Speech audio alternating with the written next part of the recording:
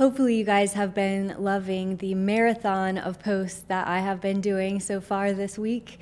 I absolutely love hearing from you guys, especially on that first video where I just basically talk about how I am embracing imperfection as my word for this new year. So whereas 2024 me might be trying to perfect every little thing, make sure that everything is spotless in order for this video to even show up, we're not doing that today. I'm showing you the nitty-gritty of what's in my makeup bag and the different things that I am using currently that are changing the game for me with makeup.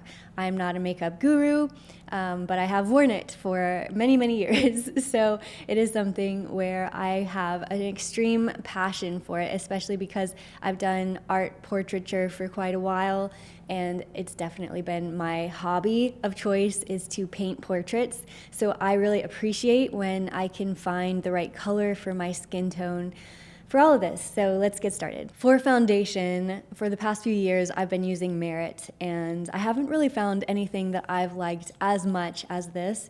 Merit first gave me some pieces a few years ago when they first started, and it felt so great to see this as an original brand, somebody who was doing something brand new with their makeup line compared to anything I'd tried before. And it was like the instant I put it on, I was like, wow, this is different. Like this, it's just a different look. It was like a dewiness and something that felt very natural and yet perfect as far as skin can be perfect. And at the time, I was going to an esthetician religiously because I was trying to fix a lot of problems with my skin. And she's like, what makeup are you wearing? Like, what is your foundation? Because it's amazing. It's not clogging your pores and all this. And I told her about this. So I get a couple of different colors. One is like a warmer color that I would wear normally when I've got like self-tanner on. And I always just feel better about my skin when I do have a little bit of self-tanner on, just because I have olive skin and we're getting through the winter time. As an olive-skinned person, it can be very challenging. So I do like to have something that's just lives as a base, as a foundation, but this is also incredibly opaque. So if you just wanted to spot treat, then you definitely can do that. And for that, I like to use the shade Linen just for a lighter version. Like, it's probably the most natural, closely to my own skin tone, without any sunshine or self-tanner or anything. So it works really well for me to just either highlight with or spot treat. I don't really like to spot treat with anything that's super bronzy because it just looks so obvious when you're trying to cover a blemish. So I like to go much lighter on my spot treatments. So I do have those two colors that I always work with. In order for it to have a really even way that I'm applying it as a foundation, I like to be able to use some lotions. And so for me, I like to use, first of all, an SPF. So I end up putting an SPF on all over my face so that there's not like areas where it's not on my skin evenly. But then I apply the Merit foundation, and then I use this to blend it. So I'll put on a little bit more SPF, and I use this one by EltaMD. It's UV clear, and so whereas a lot of people find like an SPF to be congesting their skin, this is what my esthetician told me to use, and so I've been using it, and it's wonderful. SPF 46. I don't really go crazy with SPF everywhere else, but definitely face and neck, I put it on. And I like having that strong SPF 46. I can definitely tell a difference in the summertime with that. Also, for a little bit more moisturizer, as it is January currently, I like to be able to have a little bit more moisture to my face, and I can definitely tell the difference on the days that I use that versus like these super dry days where I have nothing else on. So this is the Tolerance. I'm not good at pronouncing French, as many French brands as I share, but it's from the Avene brand, and I use this also because it was recommended to me. But this is excellent if you want hydration without it congesting your skin. I also have a version called Hydrants, I believe, and that one is thicker. So that's what I always get for Zach because he has super dry skin, but this one's excellent for me personally. So for anything that I'm doing with my eyeshadow palettes, I loved that Kim Kardashian created a version that really covers the essentials. She has similar eye color to mine. I think hers are darker than mine, but ultimately I felt like if it works for her complexion, that it might actually work for mine. And I've been super happy with this palette that she came out with. I don't know if it's still for sale, but I have been using it like crazy. And I liked that they were all very matte. Nothing was having a metallic shine in any of them, because I never end up using those whenever I get a makeup palette like this. And I liked that there was a range of really warm colors and then very like taupey, muted versions as well.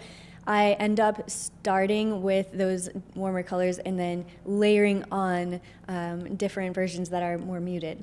And what that allows me to do is it creates a depth, and then I can sort of tone things down and make them look more and more natural as I'm layering them. And I just really genuinely like the range that this palette has. So if you can find one of these, then definitely get it. But I got this maybe a few months ago, and I've been using it more than any other palette that I've ever used. I like it so much more than any one that I've used, so I can't recommend this enough.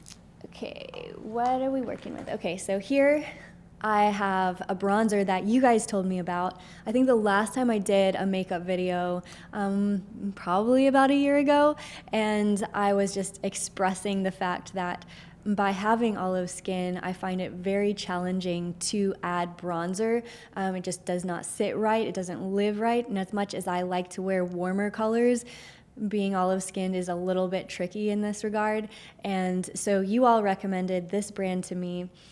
I think it's pronounced Ere Perez, but you guys can correct me on anything that I'm pronouncing today. And what I like about it is that it has a darker and warmer version to it, but it blends very well together. But if I want to use any of this as something like an eyeshadow, then I can do that too. And I have purchased this over and over again. You can actually buy the refills, which is a little bit of a money saving as well. But I've loved this brand so much. I've used it also for a lip liner. Well, it's kind of like a lip crayon, if that makes sense, where it is a little bit more warm than just a mauve color, but this is the Cocoa crayon, same brand, and that's lovely as well. So you guys were right. This is absolutely wonderful for olive-skinned people like myself, and that has been so lovely. Okay, for eyeliner, I use a couple of different options, but this one is my primary one. I'm actually not wearing it today, but it's by Benefit, and it's wonderful if you want a wet eyeliner that's basically a brush, and I end up getting this on subscription. I've loved it so much. It stays put, so if you like a liquid liner and you haven't found one that stays put, I recommend this one.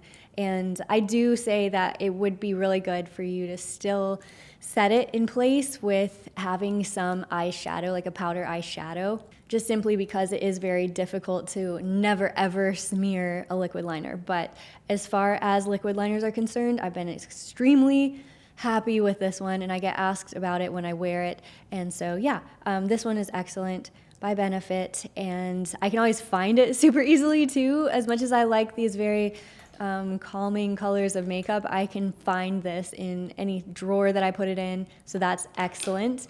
And the other eyeliner that I use is somewhere right here. So this is by Kira Weiss, and it is just a really solid black eyeliner. I am wearing this one today, and it does smudge a little bit. It's not as permanent, but I like to use this one on my waterline, and I also like to just fill it in. If this one starts to run out, it will get a little bit less opaque, and so it's nice to just like kick up the contrast with a really good black eyeliner. There's really nothing like a classic black eyeliner as a pencil, and so I do find that I use that one every single day. Obviously, I'm not going to be using a liquid eyeliner on my waterline. That would be super weird. So I like to have something like a pencil. And for the mascara, I do use the Merit mascara, but I end up using this only on days when I'm really not on camera or not trying to like really make my eyes look super dark or anything. If I want to do a light makeup look, then this one's excellent for that. I think I saw on their website that it has castor oil in it, and I could totally be wrong about that, so check their website first. But if it did, and I'm right on that, then that's super good for just the length and health of your eyelashes. Now, I don't only use that. I also use the Lashify individual lash extensions, and I have been so pleased with that. I'm wearing some today. I don't have a fresh set to show you, but what I do like about it so much is that compared to other lash extensions, which sit on the top of your lashes, it is actually on the underneath part of your lashes, and they use an adhesive, which is somewhere in here, right here. So this is the bondage adhesive that is a little bit stronger than their clear one. And it's really great because you just sort of apply this as a mascara, just very like along the bottom parts. And then they give you this tweezer, that's super unique tweezer, where you can easily apply it without like feeling extremely defeated trying to put these on. And so now that I've been using this for about a year, I literally don't even think about it. I just fly putting them on. It's so easy.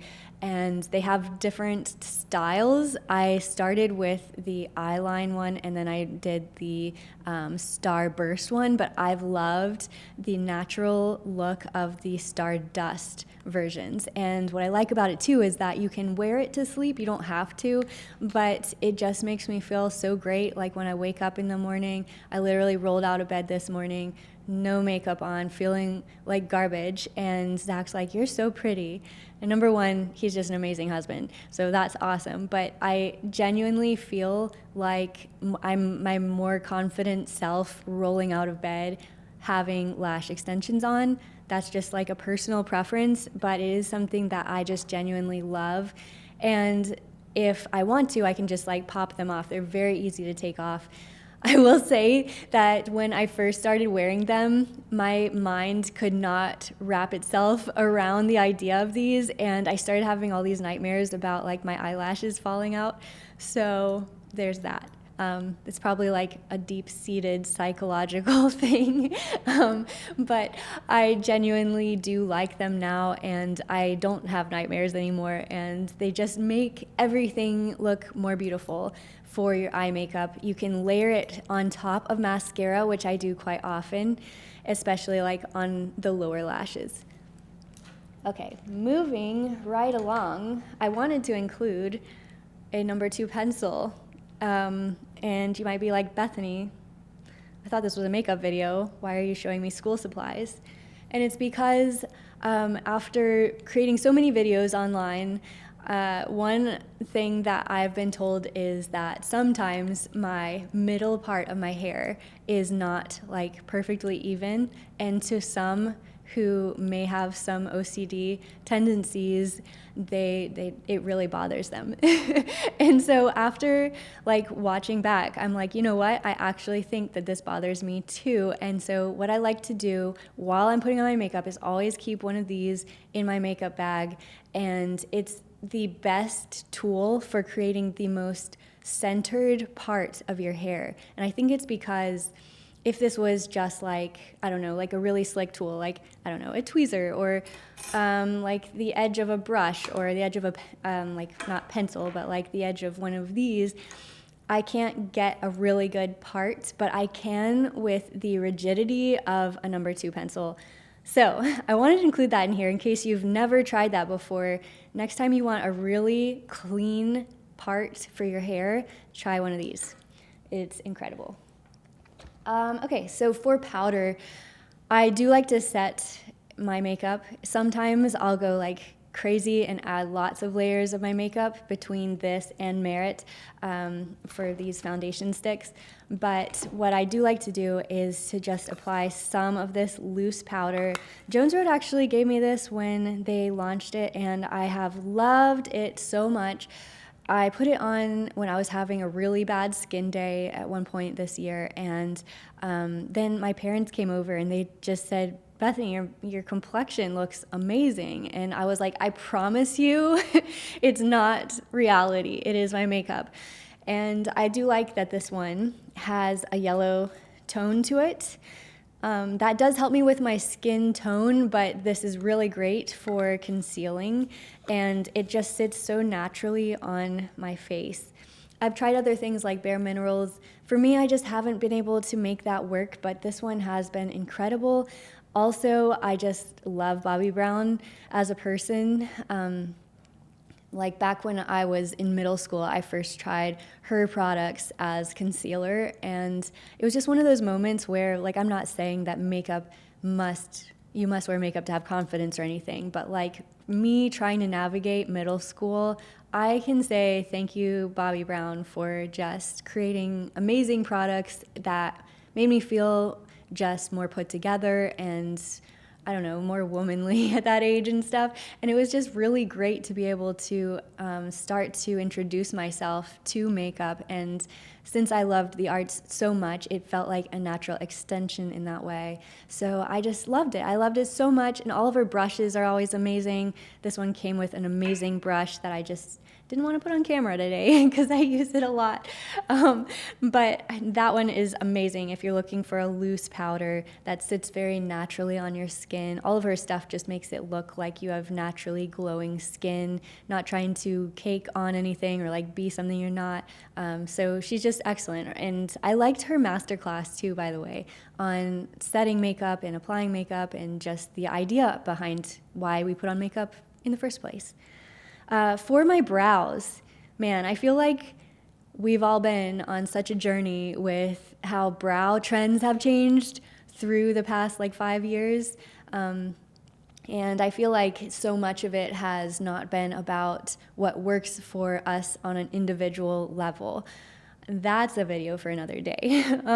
But one thing that I have been using quite frequently over the past probably 5 years is a pomade. So this is Anastasia pomade. You've probably used it before. The way that I've been enjoying using it right now is to define the lower part of my brows especially, and the ends of it, and just to create not necessarily an arch, but something that like is more of a flat brow.